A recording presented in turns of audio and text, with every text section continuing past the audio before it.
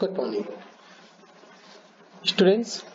हम urban health problems के बारे में बात कर रहे थे। मैं doctor Prakash Singh Sharma, department of zoology, SPC government college Ajmer.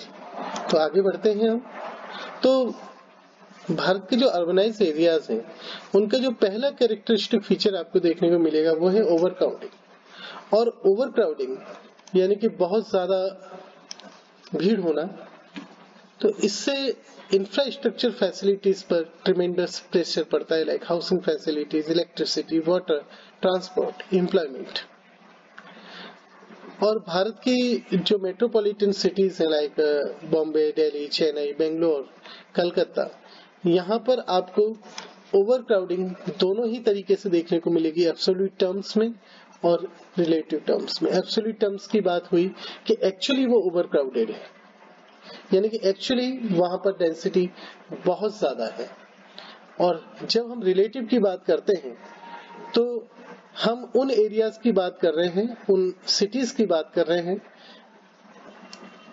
जहां पर एक्चुअली ओवर क्राउडिंग इतनी तो नहीं है, बट जो अवेलेबल इंफ्रास्ट्रक्चर है वो उसे पूरा कर पाने में असमर्थ है, जिसके कारण रिलेटिव टर्म्स में वो ओवर क्राउडिंग कहला रहा है, क्योंकि जो सिस्टम है वो सफिशिएंट नहीं पड़। तो इस ओवर क्राउडिंग के कारण देखिए हम किस तरीके से हेल्थ पे असर पड़ेगा उसकी हम बात करें तो ओवर क्राउडिंग के कारण हाउसेस की क्रॉनिक प्रॉब्लम हो जाती है, रहने के लिए आवास नहीं मिलता। आज की तारीख में भारतीय शहरों को प्रतिवर्ष 2.5 मिलियन नए मकानों की आवश्यकता है, लेकिन इसका केवल 15% ही प्रतिवर्ष बन पाते हैं।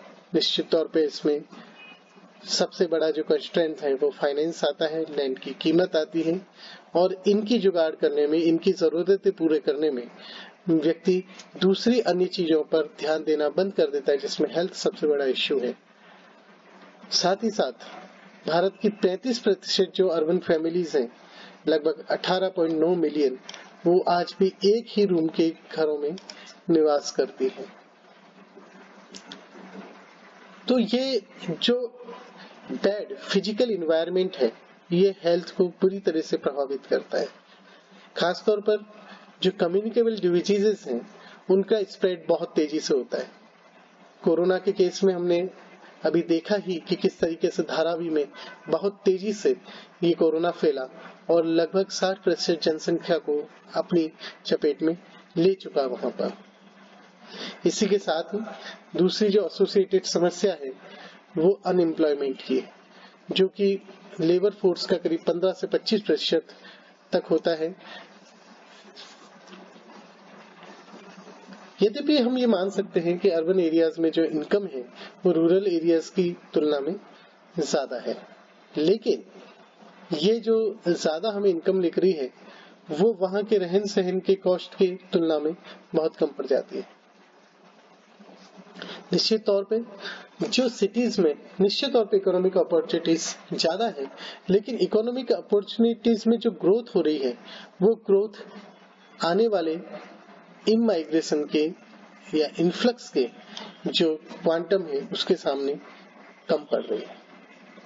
अनप्लान्ड, अनचेक्ड और हैफेजेड जो ग्रोथ है स्लम एरियाज की, स्क्वैटर सेटलमेंट्स की, वो आज की तारीख में सिटीज का एक कैरेक्टरिस्टिक फीचर बनता जा रहा है। और खास तौर पे जैसे मैंने पहले भी बात की कि जो सराउंडिंग एरिया से पुअर पीपल आ रहे हैं वो सिटी सेंटर में निवास करना पसंद कर रहे हैं, तो उसके कारण ये जो फीचर्स हैं वो मेट्रोपॉलिटन सेंटर्स के खास लक्षण बनते जा रहे हैं। इनको अलग अलग मेट्रोपॉलिटन सिटी में अलग अलग नाम से जानते हैं। जैसे दिल्ली में इनको हम झुग्गी कहते हैं, झोपड़ी कहते हैं। बॉम्बे में इनको झोपड़पट्टी के नाम से जाना जाता है। चेन्नई में इन्हें चेरी के नाम से जाना जाता है। कोलकाता में इन्हें बस्ती के नाम से जाना जाता है। तो इन चेरी, बस्ती, झोपड़ी या जिनको हम झोपड़पट्टी कह रहे हैं, इनका विकास खास तौर पे सिटी के जो सीबीडी है, सेंट्रल बिजनेस डिस्ट्रिक्ट्स है, उनके आसपास काफी ज्यादा हो रहा है। तो slum area improvement and clearance act 1956 के सेक्शन 3 के अनुसार स्लम उन एरियाज को कहा जाता है जहां वो ह्यूमन के रहने के लिए हर प्रकार से अनफिट है। आप समझ सकते हैं कि ये कितनी हेल्थ को लेकर के कितना इम्पोर्टेंट इश्यू हो सकता है कि ये ऐसी जगह है जहां ह्यूमन हैबिटेशन के लिए टोटली अनफिट है इन एनी रिस्पेक्ट, और जो कि डिट्रीमेंटल है सेफ्टी, हेल्थ और मोरल के लिए।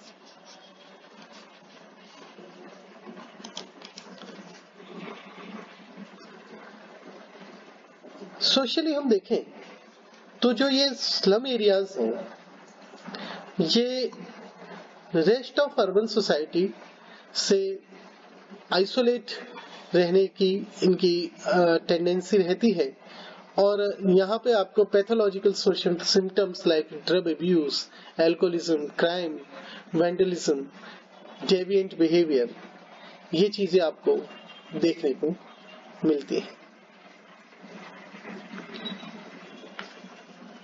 तो यहाँ पर स्लम ड्वेलर्स और जो अर्बन ड्वेलर्स हैं, जो प्रॉपर अर्बन ड्वेलर्स हैं, उनके बीच में किसी तरह का कोई इंटीग्रेशन नहीं देखने को मिलता। यहाँ पे आपको उनकी कल्चरल बैरियर सबसे इम्पोर्टेंट होता है।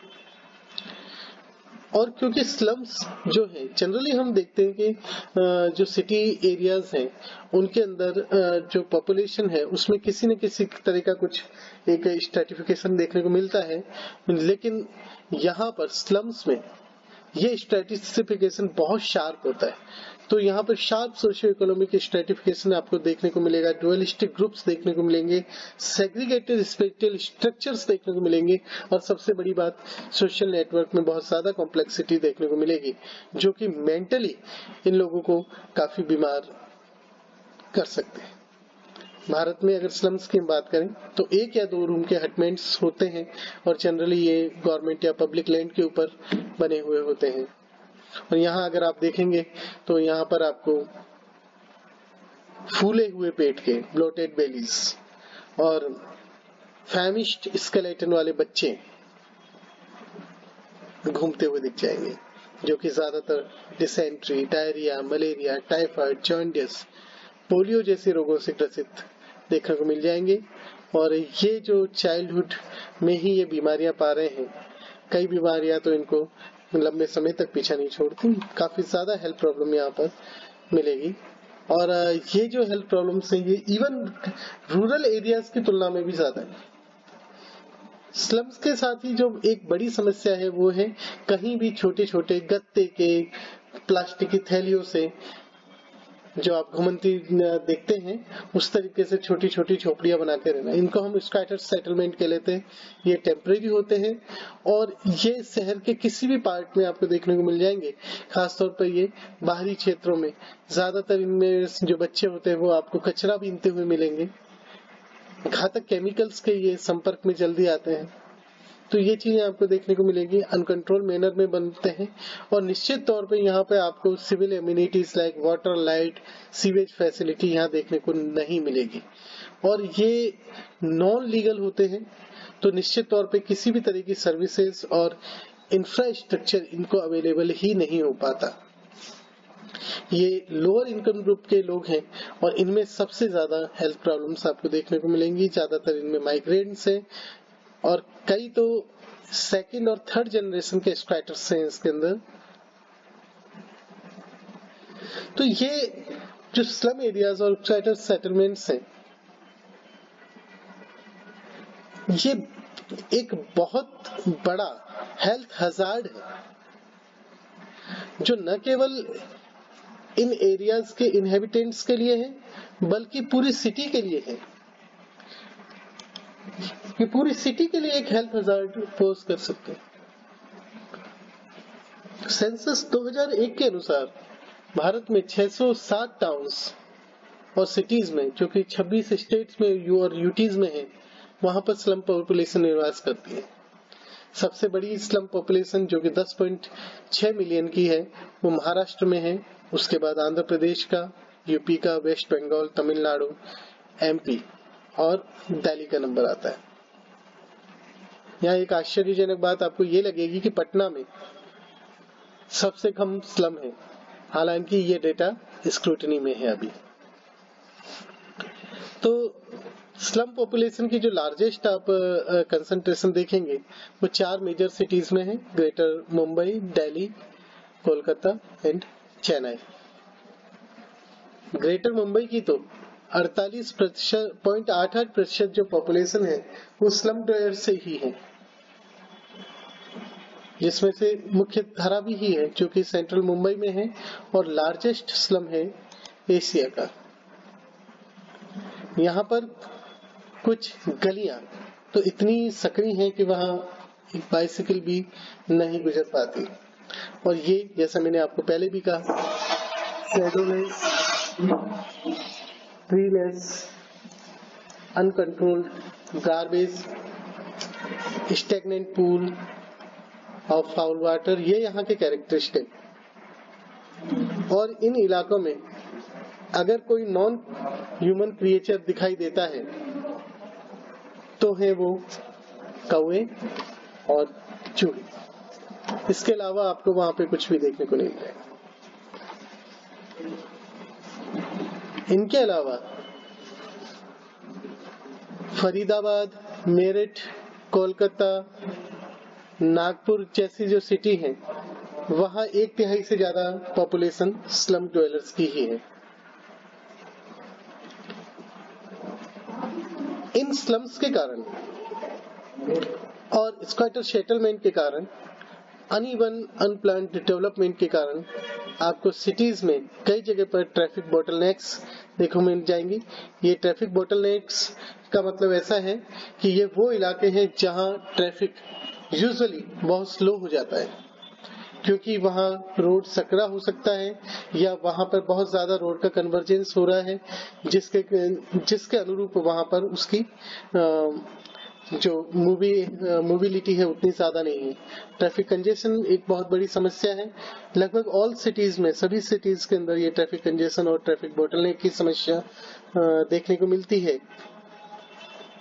साथ ही साथ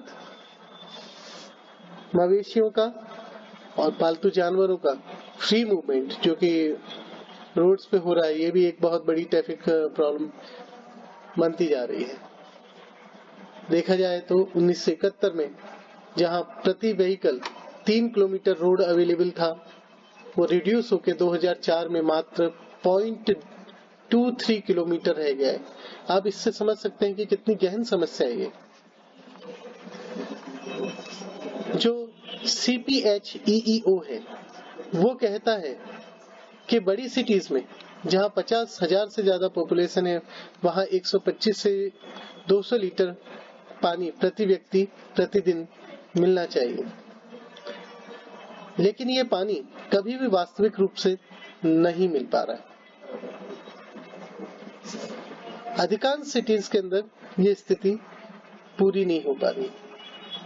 तो निश्चित तौर पे ये जो जनसंख्या है वो स्वच्छ जल से दूर है, और इस कारण से वहां जल जनित रोगों की संभावना बहुत ज्यादा बढ़ जाती है। भारत के अधिकांश अर्बन एरियाज में, खासतौर पे स्लम्स एरियाज में सीवेज फैसिलिटी भी नहीं है। करीब 60% से अधिक जनसंख्या के पास कोई सीवेज सिस्टम तक एक्सेस नहीं है। अधिकांश शहरों में वाटर पाइप्स सीवर लाइंस की क्लोज प्रॉक्सिमिटी में रन करते हैं, जिसके कारण कंटामिनेशन के कारण कई प्रकार की वाटरबोर्न डिजीजेस यहाँ पर आपको देखने को मिल सकती हैं। बहुत बड़ी मात्रा में कचरे का निस्तारण नहीं हो पाने के कारण सीरियस हेल्थ प्रॉब्लम्स देखने को मिलती हैं यहाँ पर।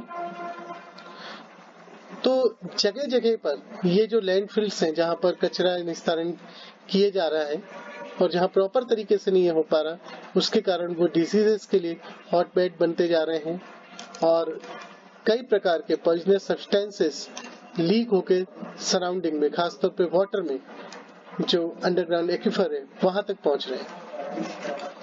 तो जो लोग गार्बेज के, रॉ सीवेज के नजदीक रह रहे हैं, वहां पर आपको dysentery, malaria, plague, jaundice, diarrhoea, typhoid जैसे रोग काफी ज्यादा देखने को मिल रहे हैं। यहाँ पर आपको क्राइम की भी बहुत ज्यादा समस्या को देखने को मिलेगा, क्योंकि पहले ही मैं आपको बताया कि मेंटल यहाँ पर एक जो स्टेटस है वो प्रॉपर नहीं रह पाता। तो ये इंक्रीज जो टेंडेंसी है अर्बन क्राइम्स की, ये किसी भी अर्बन क्षेत्र की शांति के लिए खतरा है और खासतौर पे अनसेफ बनाता है अर्बन एनवायरनमेंट को वुमेन्स के। Growing materialism, consumerism, competition for everyday life, selfishness, lavishness, appealing socio economic disparity, rising unemployment, feeling of loneliness, ये प्राइमरी कारण है अर्बन क्राइम्स के बढ़ती हुई टेंडेंसी का। तो रिसोर्स क्रंच भी यहाँ एक बहुत बड़ी बीमारी है।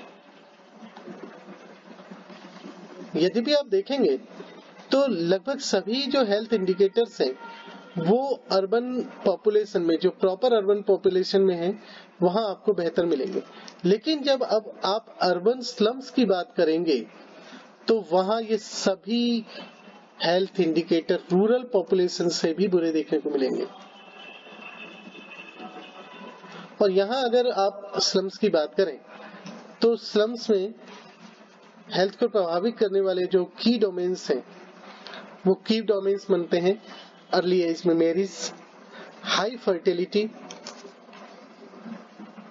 मैटरनल हेल्थ पे ध्यान नहीं देना, low child survival rate, lack of family planning, poor environmental condition, high spread of infectious diseases और less access to health care. ये आपको यहाँ पे कैरेक्टरिस्टिकली देखने को मिल जाएगा। और ज्यादातर यहाँ पर आप देखेंगे कि जो डिजीजेस हैं वो respiratory and faeco oral route से ट्रांसमिट होती है। अर्बन पुअर्स में mental health problems like depression, anxiety, stress बहुत कॉमन है। यहाँ आपको short term air pollution borne diseases like asthma, emphysema और long term air pollution borne diseases like COPD, lung cancer, heart disease and other systemic disease बहुत ज्यादा देखने को मिलेंगी, खास तौर पर अर्बन पुअर्स में। तो ये समस्याएं हैं हेल्थ प्रॉब्लम से जो अर्बनाइजेशन के साथ में एसोसिएट हैं। यहाँ पर हम हमारा चैप्टर क्लोज करते हैं। धन्यवाद।